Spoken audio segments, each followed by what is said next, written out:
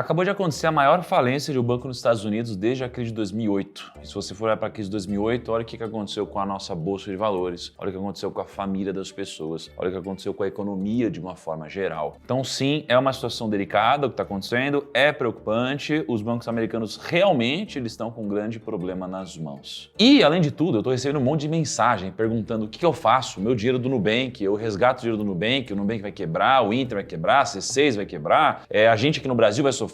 E calma, esse vídeo é muito importante para que você possa ter clareza do que fazer nesse momento, do risco que você está correndo ou do risco que você não está correndo e simplesmente tem um monte de gente gritando por aí. Antes de começar, tô gravando esse vídeo cedíssimo aqui na segunda-feira, então peço para você clicar no botão de curtir aqui embaixo, tá? Meu time veio mais cedo ainda do que eu, preparou o roteiro, eu dei uma aprofundada nisso daqui, estamos gravando e agora o time vai correr para editar tempo para vocês conseguirem assistir, para que essas informações possam de fato funcionar e agregar para vocês. Então clica no botão curtir aqui embaixo, isso é muito importante para o nosso trabalho, tá? E vamos lá. Então o vídeo vai ser separado em o que está acontecendo com o banco, com o Silicon Valley Bank, quem é o Silicon Valley Bank, a gente tem chamado de SVB, por que essa crise está acontecendo, se existe ou não um risco de contágio no setor bancário, que é o efeito dominó, como isso pode impactar o mercado americano, como isso pode impactar o mercado brasileiro e como isso pode impactar o seu bolso, mais especificamente se você tem dinheiro, né, ou conta em alguma das fintechs que todo mundo está falando aqui no Brasil. Então primeiro, o que está acontecendo? Bom, tudo começou quando o Silicon Valley Bank, o SVB, na quarta-feira, dia 8/3, reportou um prejuízo de 1,8 bilhão de dólares. Se eu for multiplicar por um pouco mais de 5 aqui, a gente está falando de 10 bilhões de reais praticamente. Por que esse prejuízo aconteceu? Basicamente, a causa desse prejuízo foi o aumento da taxa de juros americana. Porque assim como eu e você, um dos principais credores do governo são os próprios bancos. Então o banco ele vai pegar o dinheiro que ele tem lá com ele, que às vezes é você que botou lá, e ele vai emprestar para o governo. Tá? Então ele vai emprestar para o governo e aí está investindo e financiando de alguma forma obras, educação, várias coisas ligadas ao país. Qual que é o problema do SVB ter investido no governo americano, ou emprestado, ou investido quase que no tesouro direto deles? O problema é que a taxa de juros nos Estados Unidos subiu drasticamente nos últimos meses. Então o SVB investiu numa taxa e a taxa de juros subiu muito. Quando você investe num título onde a taxa de juros sobe muito, a gente tem o que a gente chama de marcação a mercado. E a marcação a mercado é basicamente o seguinte: você pega, você investe em um título e você fixa ele a 15% ao ano. Se você fixa ele a 15% ao ano, você tem hoje um investimento que te paga 15% todo ano. Aí de repente a taxa de juros sobe para 50% ao ano. Se isso daqui acontece, você tem um título que te paga 15% e quem quiser pode no mercado hoje investir a 50% ao ano. Você concorda que seu título ele vale muito menos porque ninguém vai querer o seu título, já que pode investir a 50% ao ano? Então se você quiser sair antecipadamente do seu título, o seu título vale menos. Você vai vender ele por um preço muito mais baixo porque você pode investir a 50% ao ano. Então é mais ou menos isso que acontece quando a taxa de juros sobe, o seu título perde valor, já que você fixou uma taxa e agora dá para investir ganhando muito mais dinheiro. Só que nos últimos meses, as taxas de juros americanas subiram de 0,25% no começo de 2022 para 4,5% em fevereiro. E o impacto disso daqui é drástico no nosso bolso. Ou melhor, no bolso do SVB. Então vamos olhar para a carteira do banco para vocês terem uma noção. O banco tinha em carteira 21 bilhões de dólares em títulos do Tesouro. O yield, ou seja, a taxa que o banco tinha, era de 1,79%. E hoje as taxas de juros estão por volta de 4%. E aí o prejuízo foi esse 1,8 bilhão de dólares. Só que o problema não para aí, porque o banco, para tentar resolver tudo isso, ele disse que ia emitir 1,25 bilhão de dólares em ações para arcar com todos esses custos e levantar uma grana. Então o banco, como ele tem capital aberto, ele pode usar de instrumentos de financiamento. Então ele pode pegar, vender ações do banco para investidores, ele abre mão de uma parte do equity dele, ou seja, outros investidores viram sócios também do banco, e a contrapartida é que entra dinheiro no banco e o banco pode se financiar e não corre talvez risco. Só que uma das coisas que eu percebi que mais geram oscilação no mercado financeiro é o poder da narrativa. Por quê? Porque teve uma pequena falha de comunicação aqui. O timing não foi dos melhores. Porque um dia antes do SVB soltar essa informação, um banco chamado Silvergate Bank pediu falência nos Estados Unidos. E adivinha só qual foi o motivo? Foi um motivo muito parecido com o do SVB. A combinação bombástica de criptomoedas mais os juros americanos. Porque se você é um investidor de criptomoeda, você sabe que de uma forma geral, nos últimos meses, por mais que tenha recuperado um pouco agora, de uma forma mais longa, as criptomoedas caíram muito. especialmente as maiores, né? Perderam coisa de 1/3, às vezes, do seu valor de mercado, 1/4 ou 50% do seu valor. E aí, quando começou, né, esse desespero para alguns investidores, começou uma corrida bancária, muita gente começou a querer resgatar, e aí eles resgataram, né, os depósitos do banco, que eram de 12 bilhões de dólares, foram para 3,9 bilhões de dólares. Isso aqui obrigou o Silvergate a fazer exatamente o que o SVB também estaria fazendo, ou seja, vender os seus títulos para honrar com as suas retiradas. Mas, durante essa venda de títulos, essa marcação a mercado também fez o Silvergate tomar um prejuízo muito grande e adivinha só? Faliu. Então, no final das contas, não adiantou muito para o Silvergate, o banco pediu a falência de fato e um dia depois sai essa notícia do prejuízo bilionário do SVB. E entre nós aqui é um péssimo timing, especialmente para quem está olhando para o que está acontecendo no mercado financeiro e ficando um pouco preocupado. E aí, o mercado não reagiu bem, obviamente. Então, entre o dia 8 e o dia 9 desse mês, o SVB despencou 60% e no aftermarket, dia 9, caiu mais 22%.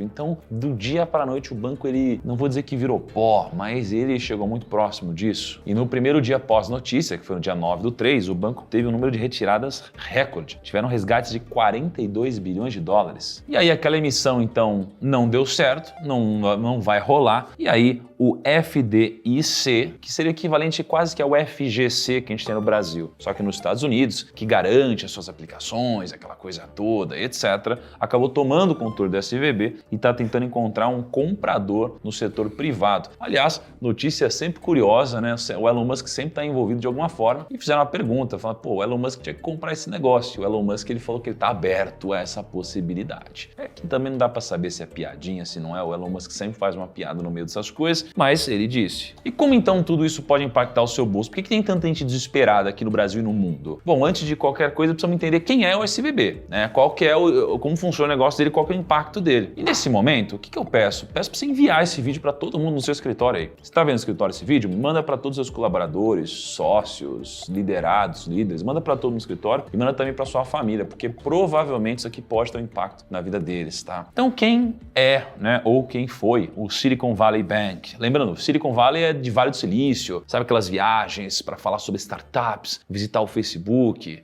Meta, aliás, Microsoft, um monte de coisa. Aliás, eu já fui para lá, uma viagem muito impressionante, diga-se de passagem, menos do que eu esperava, mas ainda assim impressionante. E aí, o SVB ele foi fundado em 1983, durante um jogo de pôquer entre o Bill Biggerstaff e o Robert Mediaris, que são os dois fundadores, né? E desde o início, o banco ele se especializou na prestação de serviços para startups de tecnologia, que é basicamente o mundo aí do Vale do Silício. E só para vocês terem uma ideia do tamanho do SVB, ele é atualmente o 18º maior banco dos Estados Unidos. Ele tem mais ou menos 212 bilhões de dólares. É muita coisa. Se eu não me engano, a XP aqui no Brasil deve ter um pouco menos que isso. Ou por aí, né? R$1 trilhão mais ou menos. Pra vocês terem noção do tamanho, ó, o HSBC está em 15º, tem 231 bilhões. American Express está em 17º. Né? Então, assim, grandes bancos estão nessa faixa de tamanho. O SVB participou de 44% dos IPOs de empresas de tecnologia e saúde no ano de 2022. E agora ele é o segundo maior banco, digamos assim, não vou falar falir, né, mas que passou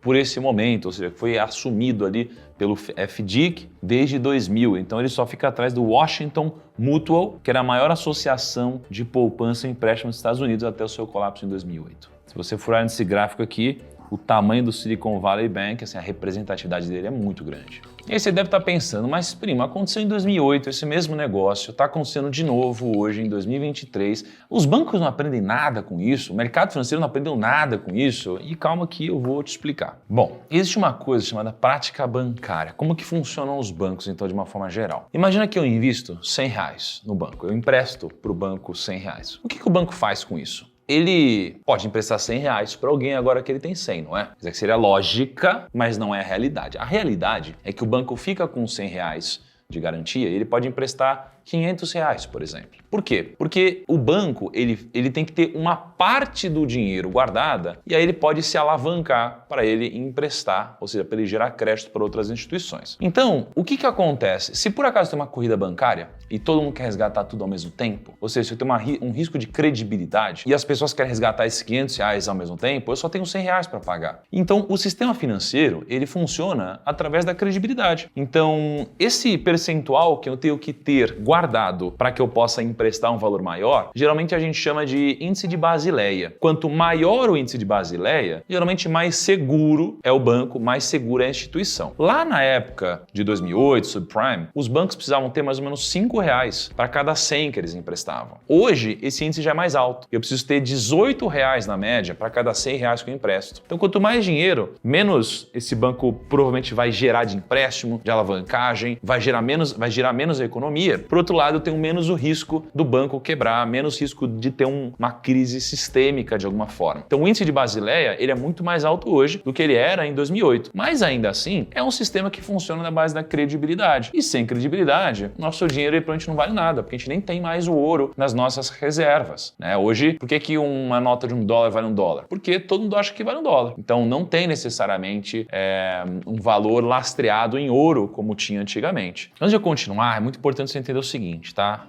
Eu sempre faço os meus vídeos gratuitos aqui para te informar, para te ajudar, só que talvez seja a hora de você se aprofundar um pouquinho mais nisso. Então, eu gravei um curso de 4 horas e 4 dias, gratuito, onde eu te ajudo a formar uma carteira de investimentos muito mais sólida, muito mais diversificada e que, além de tudo, te gere renda, te gere dividendos, tá? E, geralmente, nos meus cursos, eu te ajudo a entender se uma instituição financeira apresenta um grau de risco muito alto ou não. Então, eu vou te ensinar a olhar para índice de Basileia, olhar para índice de inadimplência, olhar para outros indicadores também. Porque, no final das contas, o seu dinheiro tem que se multiplicar ao longo do tempo e tem que ser sinônimo de paz e tranquilidade, não de remorso, culpa, agressividade, nervosismo ou tirar o seu sono por qualquer motivo, tá? Então, se inscreve aqui no link da descrição, coloca seu nome, seu e-mail para você participar desse curso gratuito e você, de uma vez por todas, poder investir com mais tranquilidade, gerando renda para que você possa ter o efeito bola de neve acontecendo, tá bom? Então, eu te convido para participar do nosso evento, o seu segundo salário, através de dividendos, tá bom? Clica aqui no link da bio, nome, e-mail e tô te esperando. Então, os bancos funcionam de uma forma alavancada e se todo mundo ficar com medo de alguma coisa, tudo quebra. Se todo mundo ficar com medo do Itaú quebrar, o Itaú quebrou. Antes, de fato, ele tem um prejuízo, porque todo mundo vai querer resgatar e talvez não dê para isso acontecer. Essa é a lógica dos bancos. Agora, existe um risco de contágio? É impossível dizer, tá? Mas o que é possível dizer é que os bancos estão muito mais preparados do que eles estavam lá em 2008. Isso daqui sem sombra de dúvida. E é claro que ninguém vai ser completamente ileso disso, porque ele é um dos maiores bancos dos Estados Unidos e muito provavelmente isso que vai impactar o seu bolso de algumas formas. Eu vou manter vocês informados aqui, mas existem algumas coisas que você precisa se preocupar. Primeiro de tudo, o preço das ações e a destruição de valor. Primeiro, não dá para saber com certeza, então desconfie de quem sabe tudo, de quem bota uma certeza absoluta nas coisas. É muito difícil, tá?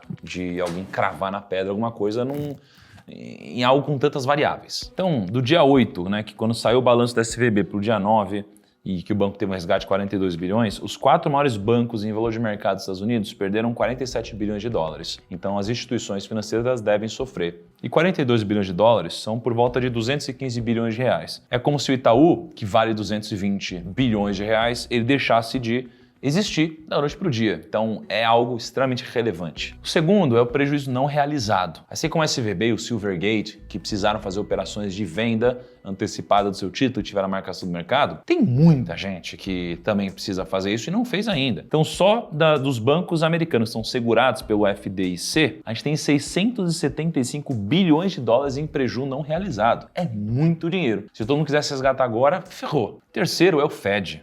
O Fed é o Federal Reserve Bank, ou Banco Central dos Estados Unidos. Eles convocaram uma reunião para hoje, segunda-feira, e provavelmente eles vão discutir sobre esse assunto. Porque o foco dessa conversa deve ser dar suporte sobre a liquidez para as empresas, né, para os depósitos das pequenas empresas, que não são tão pequenas assim. Você tem muitas empresas que de fato usavam ali o Silicon Valley Bank, especialmente as empresas de tecnologia. E aí, se por acaso o Fed não resgatar isso daqui, é possível que a gente tenha sim um risco sistêmico, talvez ali parecido com 2008, porque as notícias não param de chegar. Domingo de noite, ou seja, ontem de noite, teve outro banco que foi fechado pelos reguladores de Nova York, que foi o Signature Bank. Mais um banco foi fechado pelos reguladores ontem. Ou seja, o bicho está pegando. O FDIC já disse que os depositantes vão receber a grana de volta. Só que de pouquinho em pouquinho, não necessariamente na hora. O que é menos mal, né? Só que também eu fico em dúvida se é menos mal mesmo, porque o mercado financeiro, eu tô nessa há um bom tempo já, a gente deve estar uns 15, 16 anos e é sempre a mesma coisa. A gente tem as cagadas que acontecem e aí a gente tem os resgates que acontecem. No final das contas, quem se ferra? Sempre as mesmas pessoas, não é? Então, eu entendo que o resgate precisa acontecer porque senão você tem um colapso muito maior. Mas no final das contas, às vezes a gente toma um pouco mais de risco porque a gente sabe que o resgate vai chegar, assim como aconteceu várias vezes para várias instituições, né? E aí, acho que a quarta, e aí o que talvez vocês queiram mais saber é sobre o impacto no mercado brasileiro. O SVB é um banco de startups, tá? Diversas empresas tinham muita grana lá no banco,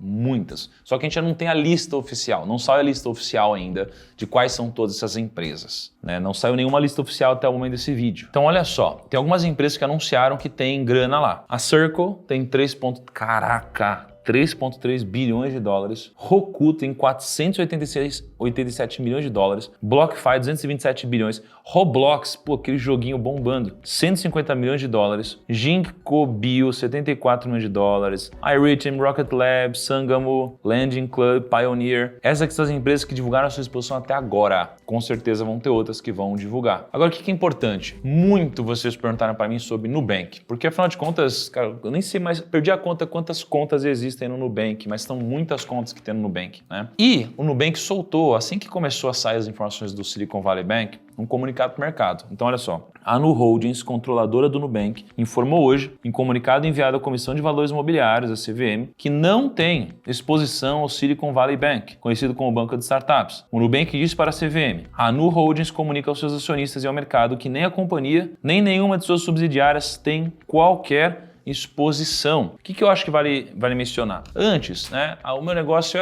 não me preocupava muito com o impacto e repercussão do que eu falo aqui. Conforme eu cresci um pouco mais e muitos de vocês acreditam no que eu falo, por isso que vocês me assistem, veem credibilidade nas minhas palavras, eu comecei a entender um pouco mais o peso da minha responsabilidade. Porque se eu começo a tocar o terror que um banco quebrou, por exemplo, é possível que muitos de vocês comecem a gerar um efeito bola de neve e comecem a querer resgatar tudo ao mesmo tempo. E aí um banco que não estava quebrado pode quebrar, justamente pelo fato de como funciona o sistema financeiro. Então, acho que sempre vale ressaltar o seguinte, ó, espalhar falsas informações sobre o mercado financeiro é crime. Então, para quem trabalha com finanças aí, Lei 7.492, 16 de junho de 1986, dos crimes contra o sistema financeiro nacional. Divulgar informação falsa ou prejudicialmente incompleta sobre instituição financeira. Pena, reclusão de 2 a 6 anos e multa. Porque você tem o que a gente chama de profecia autorrealizável, né? Então imagina que uma pessoa muito grande ou um jornalista muito respeitável diz que um banco vai falir. A reação das pessoas é ir até o banco, é sacar o máximo e mais rápido possível. Isso vai fazer com que o banco quebre, mesmo se essa notícia for mentira e se o banco estiver bem financeiramente. No mercado, dependendo do que as pessoas acreditam, isso é que se torna realidade. É a profecia autorrealizável. Então cuidado com más interpretações e falsas notícias. Mas é claro que o que está acontecendo lá fora é muito sério e pode sim chegar na gente de várias formas diferentes, tá?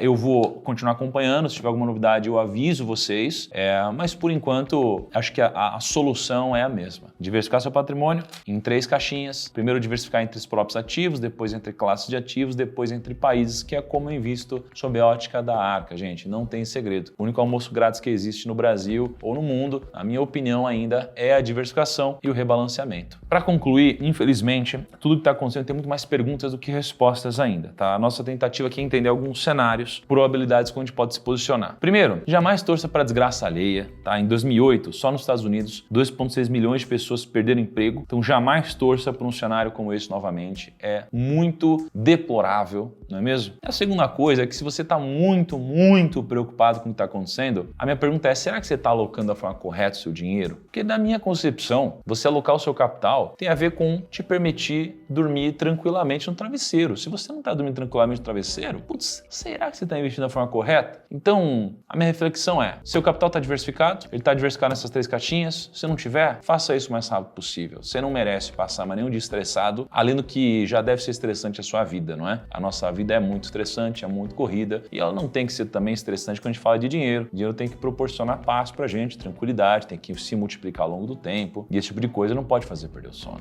tá? talvez você tenha muito mais exposição a alguma coisa que você deveria. Se vocês quiserem que eu continue aqui acompanhamento dessa série do que está acontecendo, deixa aqui nos comentários. Eu vou ter um prazer de continuar.